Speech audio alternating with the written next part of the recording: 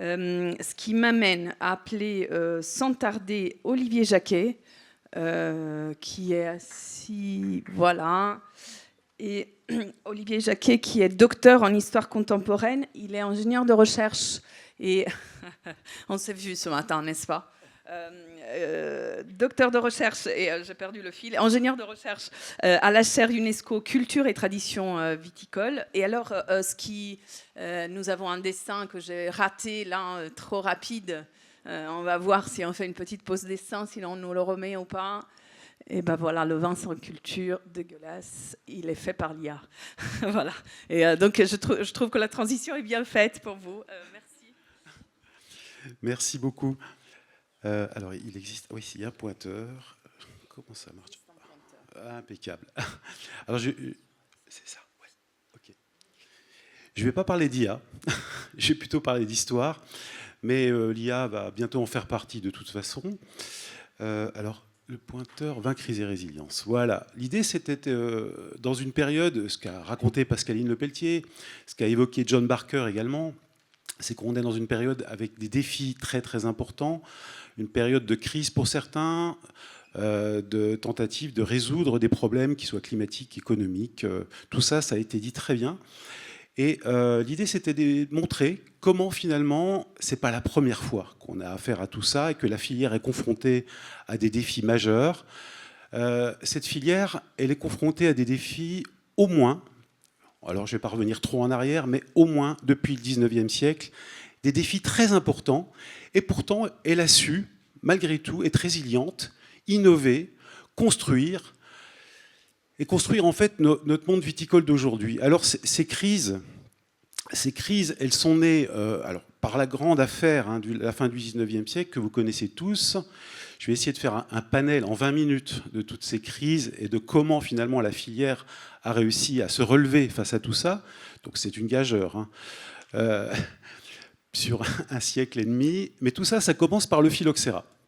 Alors le phylloxéra, vous le savez, c'est un petit insecte qui a détruit les vignobles français, qui nous venait des États-Unis, et qui a provoqué différentes crises, en fait, sur le très long terme. Une crise sanitaire, destruction du vignoble. Vous voyez ici la courbe de destruction des vignobles qui ne s'arrête pas finalement au moment où on a réussi à trouver la solution contre le phylloxéra, c'est-à-dire dans les années 1880 à peu près. Non, cette crise, elle continue jusque dans les années 1920-1930. C'est une crise qui va évoquer des concurrences déloyales et des fraudes. Il va falloir lutter contre tout ça. C'est une crise de surproduction, in fine, et une crise de baisse des prix. Alors, il a fallu déjà résoudre le phylloxéra. Et pour résoudre la question du phylloxéra, et c'est un petit peu en fait le mantra de cette discussion, de cette intervention, c'est l'idée que la filière, elle a su systématiquement en fait se réunir, se regrouper pour essayer de trouver les solutions. Mais je parle de la filière ici au sens large, c'est-à-dire d'une filière qui s'est appuyée en particulier sur les sciences et qui s'est alliée au pouvoir politique. Ça a été particulièrement le cas pendant la Troisième République. Et le phylloxéra, lorsqu'il arrive, il faut trouver des solutions. Alors, on a fait venir des ampélographes, Victor Pulliat, Alexis Millardet, qui a été professeur à la faculté de Bordeaux, vous connaissez certainement. Jules-Émile Planchon, Gaston Bazy, ce sont à la fois Gaston Bazy, c'est un notable local de l'Hérault, vigneron et négociant, et Jules-Émile Planchon, c'est un entomologiste. Et tous ces gens-là ont réussi finalement à trouver des solutions pour lutter contre le phylloxéra, des solutions scientifiques. Derrière, il faut bien voir qu'il y avait un appui de l'État et un appui de la filière. Ces gens, ils n'ont pas travaillé tout seuls, ils ont travaillé avec les pépiniéristes, ils ont travaillé avec les vignerons, qui ont appris à greffer. Ils ont répondu aussi à un appel de l'État. Il y avait un prix qui était énorme pour pouvoir résoudre la question du phylloxéra. Et puis, on a inventé finalement la solution la plus pratique, c'est-à-dire l'arrachage et la replantation sur porte-greffe américain résistant au phylloxéra. Et on sait même, finalement, et c'est ça tout l'intérêt, c'était la première fois que les sciences s'alliaient de manière pluridisciplinaire et s'allier au niveau international pour lutter contre une crise. Ça nous rappelle un petit peu ce qu'on a vécu d'ailleurs pendant le Covid finalement, parce que ça a été une espèce de Covid de la vigne. Si ces scientifiques, ces politiques, cette filière ne s'étaient pas intéressés à tout ça, on aurait eu finalement peut-être une disparition du vignoble aujourd'hui. Donc, crise très importante qui a été résolue donc, par la technique du greffage. Mais cette crise, elle a entraîné des fraudes. Alors, l'idée, c'était de vous montrer que, vous voyez qu'on a une baisse de la production viticole de 1863 à peu près aux années 1920-1930, mais on a par contre une hausse moyenne de la production. Cette hausse moyenne de la production, elle est due à des changements techniques, hein, c'est la replantation du vignoble en ligne, qui va permettre des rendements un peu plus importants. C'est l'arrivée des engrais dans les vignobles également. Alors le phylloxéra a emmené ça aussi. C'est des meilleures techniques viticoles, mais c'est aussi en fait ce qu'on va appeler plus tard la fraude. Pourquoi on a plus de vin alors qu'on a largement moins de raisins? C'est à peu près la moitié du vignoble français qui va disparaître hein, en 50-60 ans. Pourquoi on a plus de vin? Parce que tout simplement, on a en quelque sorte l'arrivée d'une concurrence déloyale. Vous avez une partie des vinificateurs de l'époque qui vont vinifier avec, en quelque sorte, tout et n'importe quoi, faute de raisins, pour pouvoir abreuver la population. La population, c'est 130 litres par an et par tête, globalement, en moyenne, dans ces années-là. Donc il faut absolument lutter contre cette fraude qui va devenir en fait la fraude sur la fabrication des vins. On fabrique du vin avec du raisin sec, du plâtre, etc. On vine, on mouille le vin. Donc toutes ces fraudes se répondent, faute de raisin. Et puis, donc, fraude sur la fabrication des vins, donc ce qu'on appelle les vins sophistiqués ou les vins artificiels. Le pendant, c'était ce qu'on appelait les vins naturels. Rien à voir avec les vins nature d'aujourd'hui. Et puis on a une deuxième fraude qui s'est développée, c'est la fraude sur la dénomination des vins. Vous aviez comme ça donc des négociants qui allaient chercher des raisins pour faire du Bourgogne, mais qui allaient chercher dans la vallée du Rhône. Pareil pour le Bordelais, qui allaient les chercher en Espagne, ou pour la Champagne, qui allaient les chercher en Allemagne. Faute de raisins localement, on allait chercher du raisin où on en avait, du vin où on en avait. Mais au moment où dans les zones de cru, les zones françaises, on a replanté les vignobles, à coup de grands sacrifices pour les vignerons, eh bien ces vignerons n'arrivaient plus à vendre leurs raisins aux négociants locaux, ou leurs vins, puisque finalement les marchés s'étaient détournés. Donc on a une déstabilisation des marchés qui est créée directement par le phylloxéra. Comment on a pu finalement se relever de tout ça? Tout d'abord par le collectif. 1884, c'est la naissance des premiers syndicats viticoles. Alors vous êtes bien placé pour le savoir, parce que le tout premier syndicat viticole qui est apparu en France, il est à Saint-Émilion, en juin 1884. L'idée de ces syndicats, au départ, c'était, comme vous le voyez sur ces statuts, propager les meilleurs moyens de combattre les maladies de la vigne, s'assurer du progrès de la viticulture, reconstituer le vignoble, faire des syndicats boutiques, acheter du matériel en commun, et il en fallait, puisqu'on replantait les vignobles non en foule, mais en ligne. C'était tout nouveau, il fallait acheter des engrais, il fallait acheter du fil de fer, il fallait acheter des piquets, examiner les mesures économiques et législatives pour l'intérêt de la viticulture, s'assurer du soutien de plus en plus fort des élus.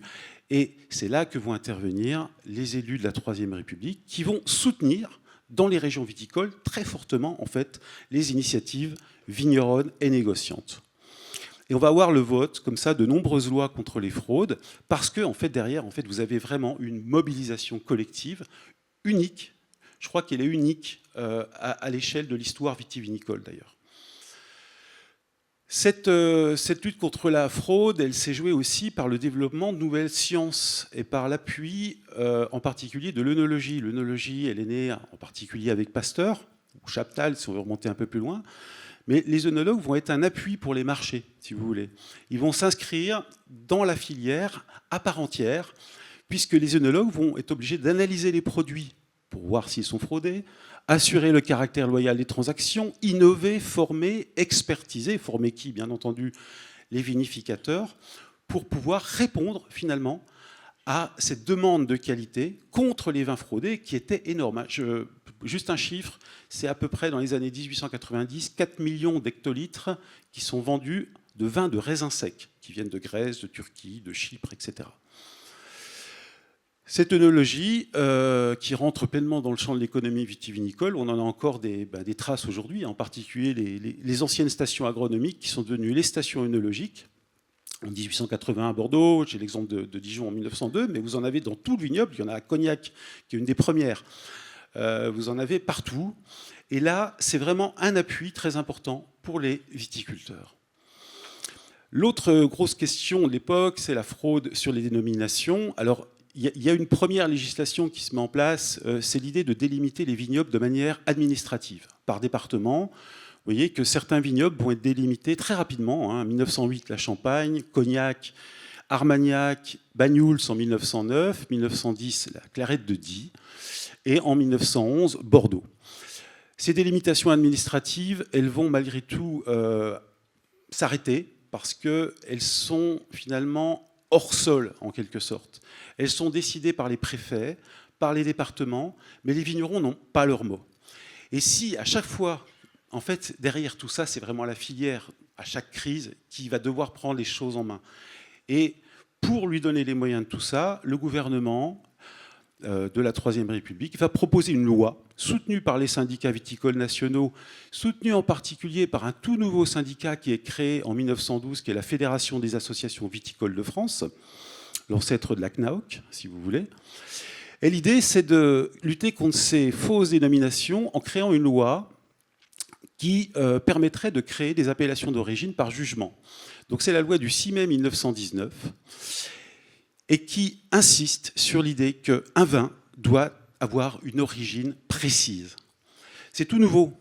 Il faut bien voir qu'au XIXe siècle, et c'est pour ça que les marchés avaient été déstabilisés, c'est un monde très libéral. Donc les négociants, qui étaient les principaux vinificateurs de la période, pouvaient, s'ils en avaient envie, en fait, élargir leurs approvisionnements sans problème, puisque la notion d'origine était très floue. Et bien entendu, ils l'ont fait au moment du phylloxéra pour une partie d'entre eux, parce qu'ils n'avaient pas le choix, mais ça a déstabilisé les marchés. Et cette loi sur les appellations, finalement, elle va se baser sur l'origine, mais non pas, par contre, sur la qualité des vins. Et vous verrez que ça a une importance pour la suite. Cette loi, elle est importante, elle est assez méconnue, mais elle a permis quand même la mise en place de 100 appellations en France. Vous en avez une quarantaine dans le Bordelais, et pas des moindres. Vous en avez une trentaine en Bourgogne, et puis vous avez même les vins d'Auvergne, par exemple, Lirac, Tavel, Armagnac, Cahors, Gaillac, Pouilly, Fumé, Alsace, etc., Champagne. Cette loi, elle va façonner en fait le vignoble français sur la notion d'origine. Dites-vous bien que c'est tout nouveau, cette notion d'origine, puisque finalement, elle n'existait pas de manière restrictive et obligatoire avant. Le problème de cette loi, c'est, alors je ne vais pas m'appesantir, mais elle a des tas de problèmes en fait. Malgré tout, elle crée énormément de conflits dans les vignobles français, puisque ça se passe par les tribunaux. Et ça va donner, et surtout, en fait, la notion de qualité est très peu, finalement, appuyée dans les cahiers des charges.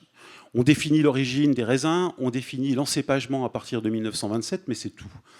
Donc, au niveau qualité, les vins qui sont promus en appellation d'origine ne sont pas toujours des vins qualitatifs. Et donc, on va créer cette loi de 1935, décret-loi du 30 juillet 1935. C'est pareil ici, ce n'est pas un décret qui vient d'en haut, etc., comme ça. Ici, en fait, on a des mouvements, des professionnels très très importants qui ont appuyé en fait auprès de leurs élus pour pouvoir faire ces démarches en appui avec le monde des sciences œnologiques et agronomiques. On a des nouvelles contraintes qualitatives, en plus du cépage, la limitation des rendements et l'obligation d'un taux alcoométrique minimum. Et ces appellations sont désormais reconnues et contrôlées par un nouvel organisme, l'Institut national des appellations d'origine, jadis appelé Comité national des appellations d'origine.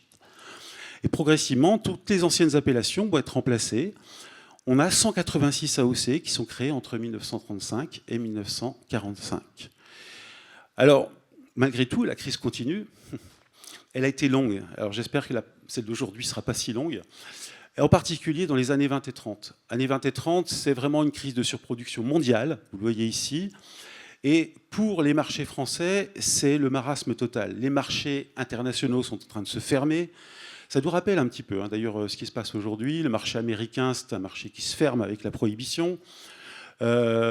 Concurrence interne des vignobles très productifs. Vous avez les vignobles d'Algérie en particulier, qui finissent pour certains avec des noms de crus dans les grands vignobles de la métropole et qui ne sont pas taxés de fraude. Vous avez de la fraude, la concurrence déloyale et, en plus, comme aujourd'hui, le développement d'un très très fort hygiénisme. Les taxes pour rentrer en Scandinavie étaient de 90% pour les vins dans les années 30. Alors on a aussi une mutation de la filière, et c'est peut-être cette mutation aussi et cette hétérogénéité qui est en train de se mettre en place qui va aussi provoquer le sursaut. Le négoce ne va plus être le seul à faire les vinifications finales, les élevages et les mises en bouteille et les ventes. On a le développement de la mise en bouteille à la propriété ou au château. Vous savez que je crois que c'est Château Margaux, c'est 1924, la première mise en bouteille au château. En Bourgogne, on est un peu pareil, c'est dans ces années-là. C'est la naissance aussi des caves coopératives. Et puis, pendant cette période-là, on va aussi, et là, on rejoint vraiment l'idée qu'il faut, derrière le vin, créer une culture. On va ici initier, en fait, un nouveau discours de la tradition. Inventer, en quelque sorte, réinventer des traditions, l'idée de terroir, donner un discours culturel autour du vin. Ce discours culturel, on le retrouve par exemple, pour la première fois, les premières fêtes de la vigne en France, j'ai tenu à le mettre ici parce que c'était au Quinconce à Bordeaux. On était juste avant la Première Guerre mondiale, en plein moment justement de délimitation administrative de Bordeaux. On est dans une crise. Qu'est-ce qu'on fait pendant la crise ? On crée un discours et on essaye finalement de relier l'ensemble de la filière autour d'un discours positif sur la culture et le vin. Après, les autres initiatives, certainement les plus importantes, seront dans l'entre-deux-guerres les initiatives bourguignonnes avec la naissance du folklore vineux à destinée commerciale. C'est la Pauline Meursault, née en 1923, et c'est surtout la naissance de la première grande confrérie, on va dire, à destinée économique, qui sera la confrérie des Chevaliers du Tas de Vin, qui ne naît pas de manière innocente, elle naît en 1934, c'est-à-dire juste au moment où la prohibition américaine se termine. Il s'agit d'investir le marché américain et justement de donner envie de formuler un nouveau discours sur le vigneron, sur le terroir, sur l'ancienneté, sur l'historicité des vins, pour pouvoir les vendre auprès des consommateurs américains.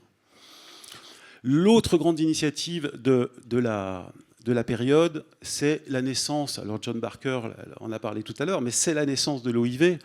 Alors ici, un petit courrier qui est intéressant, qui date du 7 décembre 1923, avec le président du Conseil qui envoie aux ambassadeurs français l'idée de l'OIV. On n'est pas encore l'OIV, c'est novembre 1924.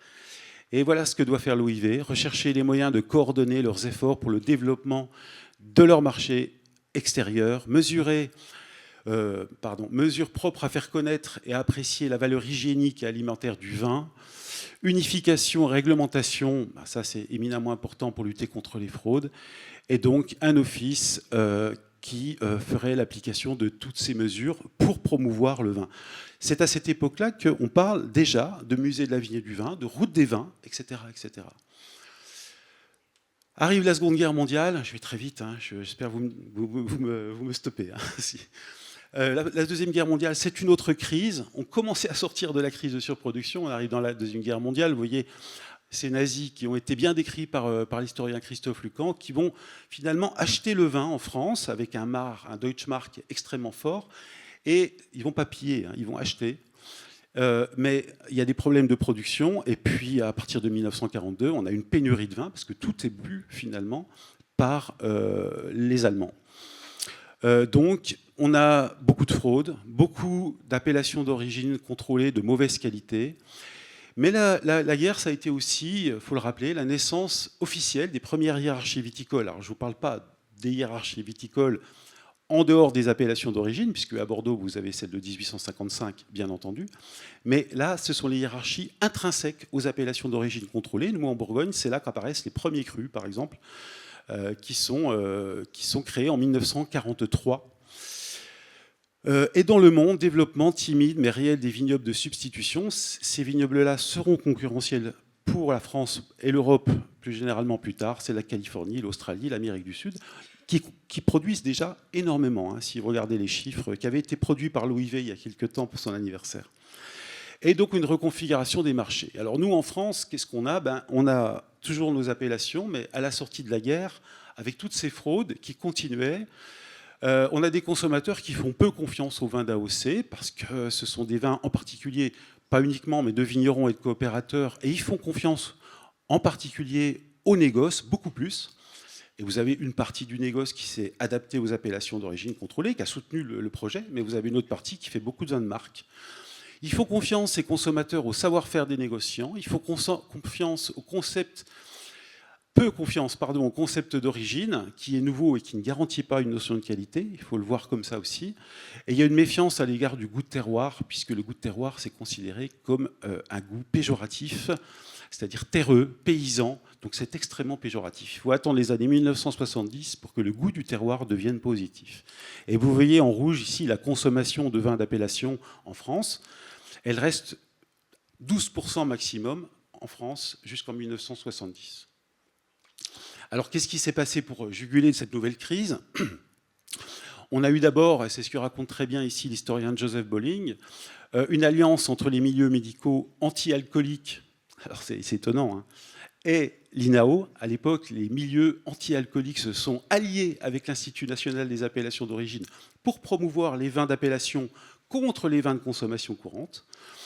La volonté d'abandonner les vins de consommation courante, donc boire moins mais mieux, avec une défense du modèle d'AOC au niveau européen. Et les deux derniers éléments que je voudrais évoquer, qui ont permis de sortir de cette crise et de faire que dans les années 1980, 90, 2000, le vignoble français d'appellation, en tout cas, a rayonné à travers le monde, c'est d'une part la volonté de la part de la filière de créer des institutions, style l'Institut technique du vin, pour promouvoir la qualité des vins qui étaient produits. Rappelons-nous, hein, vous avez des vinificateurs qui commencent la vinification à la propriété dans ces années-là et qui doivent tout apprendre. Vous avez le développement également de l'agrément. Alors l'agrément, il sera obligatoire en 1974, hein, c'est déguster les vins pour savoir s'ils correspondent finalement au profil attendu par leur appellation d'origine contrôlée. Vous voyez que dans le Bordelais, l'agrément a été largement plébiscité. Il n'est pas obligatoire, mais beaucoup de syndicats vont s'imposer cet agrément pour déguster les vins d'appellation avant leur mise en bouteille. Le problème, lorsqu'on fait de l'agrément, c'est qu'il faut savoir déguster. Et si on dégustait avec les termes utilisés par les grands dégustateurs du 19e siècle, qui étaient les courtiers et les négociants, on n'aurait utilisé que des termes liés au toucher en bouche.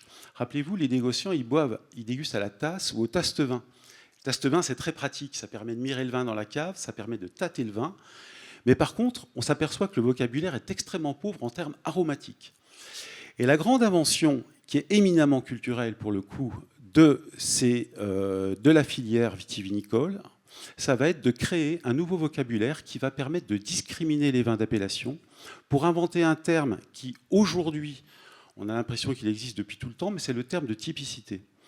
Et la typicité, c'est quoi? Rappelez-vous la première loi sur les appellations qui ne tenait pas compte de la qualité, mais qui tenait compte que de l'origine.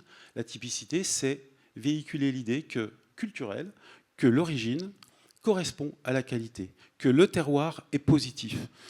Et vous voyez ces travaux qui sont faits en particulier dans le Beaujolais, dans le sud de la Bourgogne, c'est à peu près à cet endroit-là, par un personnage qui s'appelle Jules Chauvet, et qui va inventer en fait la dégustation aromatique qui va être prise ensuite dans le monde entier. Voilà, je terminerai par cette diapositive qui illustre un petit peu finalement comment finalement tout ça s'est mis en place et que justement à chaque fois pour lutter contre les crises, il y avait un triptyque, c'est-à-dire le triptyque technico-scientifique, le triptyque production, enfin le technico-scientifique, la production, sans oublier les mondes politiques ont été éminemment importants dans ces années-là. Et vous voyez que pour conjurer la crise viticole, nous comptons sur vous, mon cher député, pour déposer ce projet de loi. Désormais, tous les pots de vin seront payables en nature. Ouais, ça, c'est une caricature de la revue du vin de France, mais qui montre très bien quelque chose. Si vous regardez, vous avez ici des députés, mais les bouteilles qui sont bues, on n'arrive pas très bien à lire. C'est marqué, la première tout à gauche, Bar Leroy. Ça veut dire Baron Leroy. Baron Leroy, c'était le président de la section des Grands Crus, ancien président de l'OIV, ancien président de l'INAO. C'est des viticulteurs, globalement, qui sont investis pour le collectif et qui ont fondé les appellations d'origine. Et vous voyez même en bas, en fait, le château qui est bu là, c'est un château Forcia, c'était le domaine justement possédé par le baron Leroy. Voilà, cette figure illustre un petit peu les manières collectives dont on a essayé, enfin, qu'on a utilisé pour pouvoir lutter contre ces crises du XXe siècle. Voilà, je vous remercie de votre attention.